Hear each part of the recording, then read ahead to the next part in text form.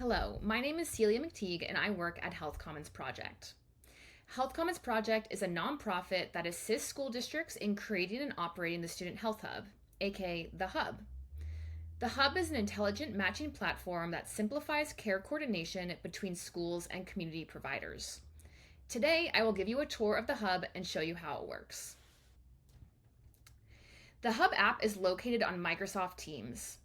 To access the Hub, you open up Teams and click the left-hand side tab to find the Hub app.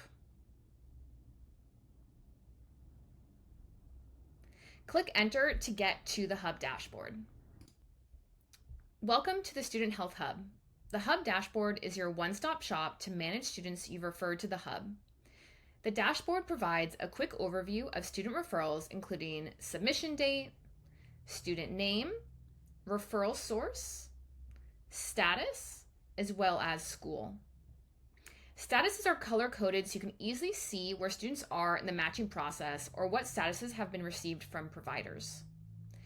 The dashboard also allows you to easily sort by each column header.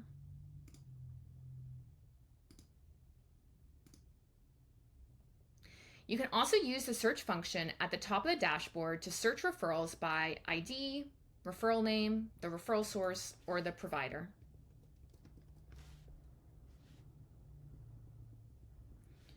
Please note, if a student preferred name was listed in the referral, it will be listed in quotation marks in the middle of the student's legal first and last name, like Lark is here.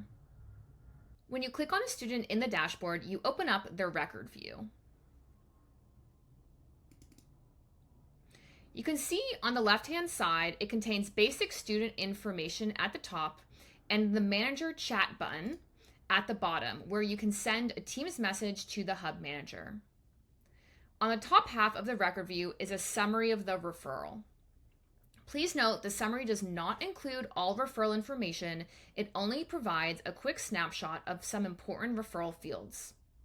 However, you can see a few more details by clicking the small arrow icon in the top right to expand the reasons for referral. To view the entire referral, click the View Referral button. This will show you all the information submitted for a student referral. To view the ROI or the consent form, click the View ROI button. At the bottom half of the record view are two additional tabs: the Primary Contact Info tab and the Status History tab. The Status History tab shows you all the statuses sent from providers for a student. Please note you can click the eye icon next to Status History to see status definitions. The Primary Contact Info tab will display information about who the primary contact is. Now we will talk about how to use the Hub. If you're interested in submitting a referral through the Hub accepts students with Medicaid, no insurance, or where no insurance is accessible. That means for a student who is over 13, may have private insurance through their parents, but is choosing to direct their own care. The Hub does not currently accept students with private insurance. In addition, if a student is presenting immediate harm to themselves or others, do not refer them to the Hub and instead follow your school district's crisis response protocol. There are three major steps for school users in the Hub. The first is collecting consent, which we call a release of information or ROI. The second is submitting a referral. And the third is viewing referral updates and acting upon them if necessary. In order to submit a referral to the Hub, school users must collect a signed consent form, also known as a release of information or ROI first. For students under 13, consent must be collected from the parent or guardian. For students over 13, consent can be collected from either the parent or guardian or the student if the student is requesting to direct their own care. Please note that when talking with a parent, guardian, or student, you can share a Hub brochure to explain what the Hub is and what providers are on the network. There will be a link to the brochure in the Resources tab on Teams. There are two ways to submit a consent: signing a digital consent form or signing a physical consent form in person. If a student is directing their own care and signing a digital or physical consent form, we recommend that you support the student as they complete the consent in case they have any questions or concerns. But let's first walk through what it looks like for a student or parent or guardian to complete a digital consent. This is the digital consent form. There are two ways to complete the form. You can send a link of the form to a parent or guardian via email, or you can open up the link with a parent or guardian or student during a meeting and have them complete the form in front of you.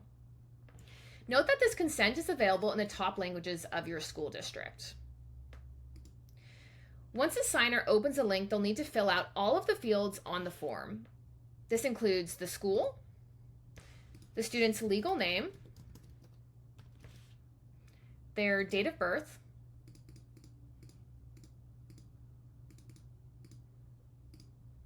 the zip code, the signer's relationship to the student. In this case, it's the parent signing for the student. Then they'll read through the consent and complete the bottom portion. When they're ready, they will sign the form. The date's already included, but they'll include their name and their email.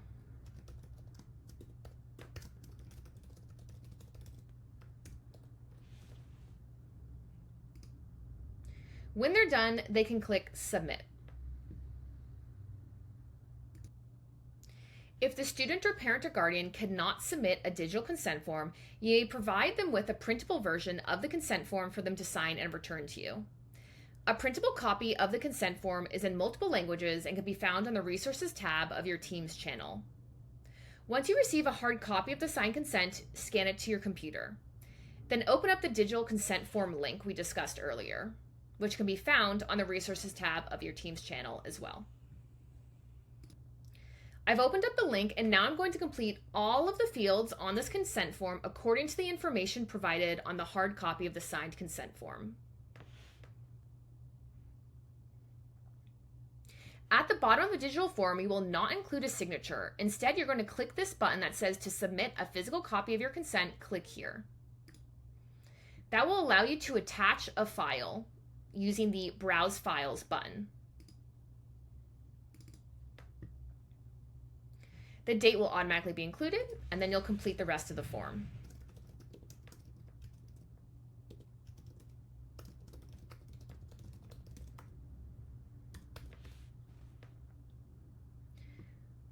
When you're done, you can click Submit. When a consent form is submitted to the hub, the signer will receive a copy of their consent form via the email indicated in this form. If you do not actually have an email for the signer or the student, if they're signing, doesn't wish to use their email, you can enter your own email and then you'll get a copy of the consent form. You can then provide another copy to the signer so they have a copy for their own records. In addition, when a consent form is submitted, all school users at the student's school will receive an email notification that a consent form has been completed and a referral can now be submitted. The next step is for you to submit a referral. At the top right corner of the dashboard is a plus button. Click this to begin your referral submission. The main areas of a referral are the student's information, their insurance information, the primary contact's information, and the student's reasons for referral. Let's complete the referral. As you can see, the referral starts with asking about the referral sources information or your information. Feel free to change anything that you'd like. Now we'll fill out the student's information. Please note this important section that says, complete this referral form independently from the student using what you already know about them. Do not ask the student for assistance in completing this form. This is very important to maintain compliance for SPS.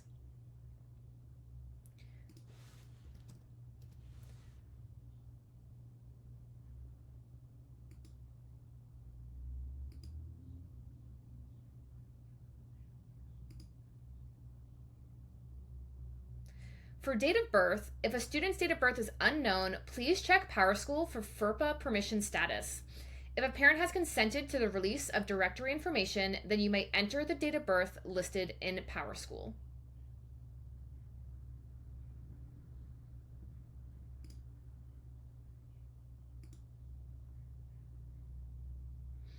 Now we'll fill out the student's insurance information. Ari has Medicaid, so I will list that here. And reminder that the hub accepts students with Medicaid, no insurance, or where no insurance is accessible. Unfortunately, the hub does not currently accept students with private insurance. For the student's zip code, if it is unknown, please check PowerSchool for FERPA permission status again. Now we'll fill out the contact information. The primary contact for this referral is Ari's parent, Deborah. Since Ari is under 13, the system has automatically selected the parent or guardian as the primary contact for this referral. If the student was over 13, you could choose who the primary contact should be.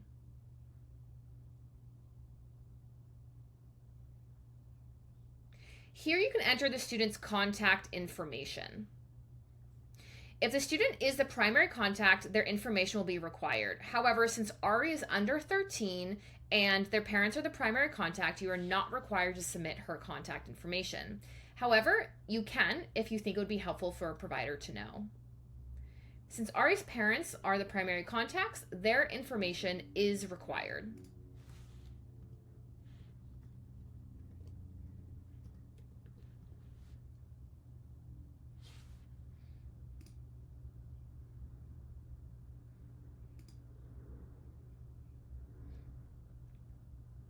You can also add additional information about the contacts here. The next section is the reason for referral. In this section, you will include why the student is being referred, and you can click as many reasons as are pertinent to the referral.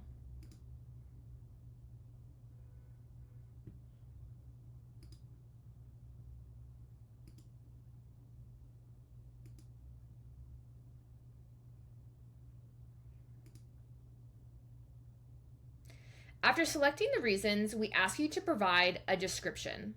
Providers find this section the most helpful, so we encourage you to write a clear description so providers understand the needs and situation of the student. If you are aware of any treatment location or provider preferences, you may want to enter it in this last section. When you're ready, you can click Submit Referral. Once you submit a referral, the primary contact will automatically receive an email notifying them that their student's referral was submitted to the hub for matching. The hub will begin the matching process and will match the referral to the most qualified provider on the network. The last major step for school users is to view referral updates and determine if there's any follow-up needed with a student or a family. Once the hub begins the process of matching a referral to a qualified community provider, the status will change to referral matching, which you can see here for Ari.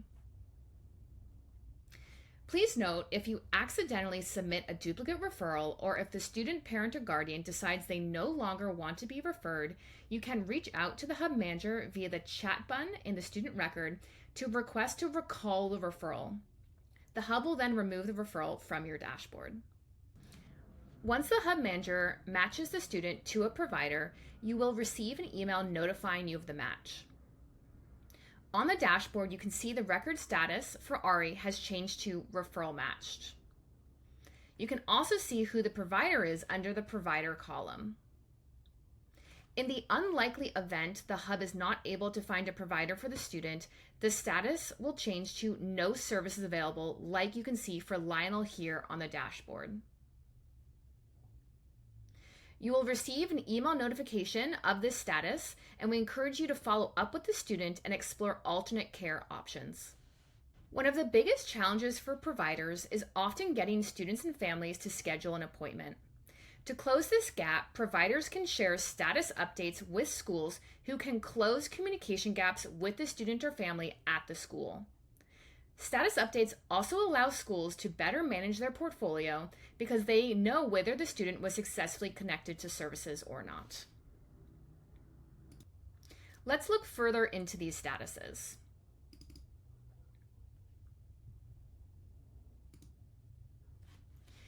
If intake scheduled or active or complete is marked for a student, you do not need to follow up with the student because you can see that the student is engaging with the provider. However, providers have difficulty getting in touch with students quite often. So if you see a status of scheduling or closed, we recommend you follow up with the student to see if they're still interested in a referral and if you can identify a pathway to re-engage the student or family. This ensures that no student falls through the cracks. Another important hub feature is the ability to view past status updates and see when the next update is expected. To view the record status history, see the Provider Status History tab in the student's record. Here you can see a full history of provider comments and statuses since the record was first assigned to the provider. You can also view the date the next status update is expected from the provider, highlighted in red on the top left as next status update date.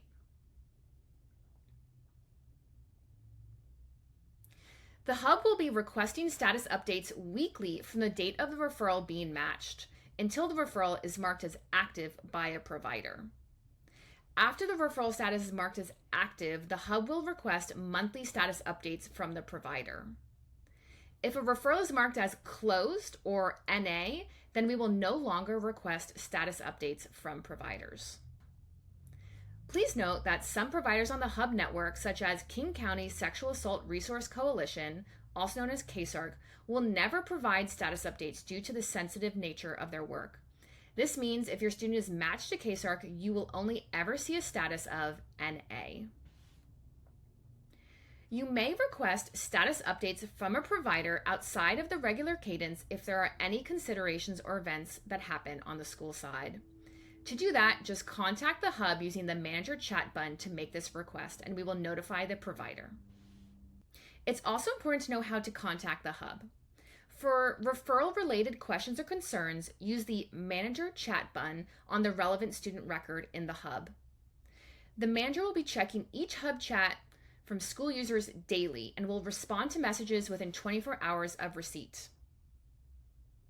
If you cannot access Teams or the hub app, there is an IT ticket linked in every email you receive from the hub.